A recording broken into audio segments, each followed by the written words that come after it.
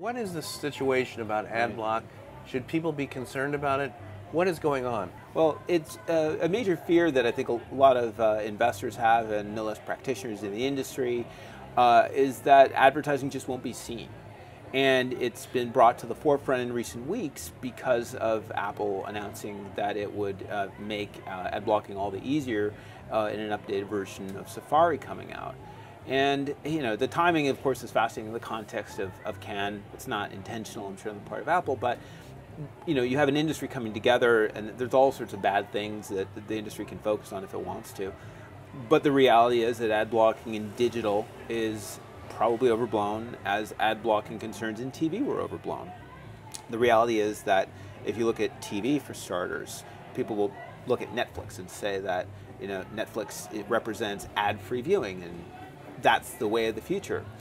But if you go back in time and even look at the present, you can see ad-free video consumption in the form of PBS and HBO, watching movies on your DVD player, which maybe you do less now because you've got Netflix.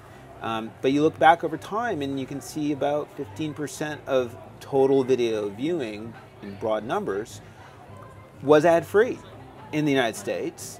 And if Netflix is around 5% of total viewing, well, it's a minority of the ad-free viewing that's out there anyways. We can look at other countries like the UK, where the BBC is completely ad-free, and that's about 1/3 of all viewing. So the absence of advertising by itself doesn't mean the medium is going to die. There are other things that can cause the medium to die, to be clear, like advertisers cutting their spending because they are cutting their spending for its own sake. But ad blocking by itself isn't as big a fear as most people have in TV as most would think. And again, we should also note DVRs account for DVR-based ad skipping probably takes about 5% of potential inventory out. So you still have around 80% or so of potential inventory. Now, when we look at digital, again, the concern is that if there's ad blockers embedded into the browser, right now consumers can already go and install an ad block service.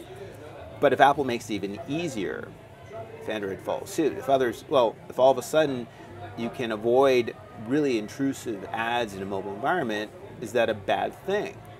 Well, the reality is there's several things to consider. First of all, only a minority of mobile content consumption actually occurs in the mobile web. The vast majority occurs in apps. The notion of ad blocking in a mobile environment would not presumably extend to the apps as well. It could very well be that if you want access to the app, you have to allow advertising.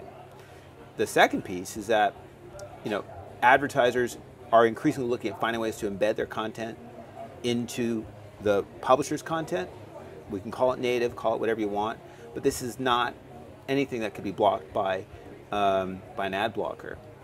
We can also see reconcentrations of budgets into desktop, where, let's remember, desktop-based consumption isn't actually declining, it's just falling in share. But the absolute tonnage of consumption is still as broad as any digital content for the vast majority of the population.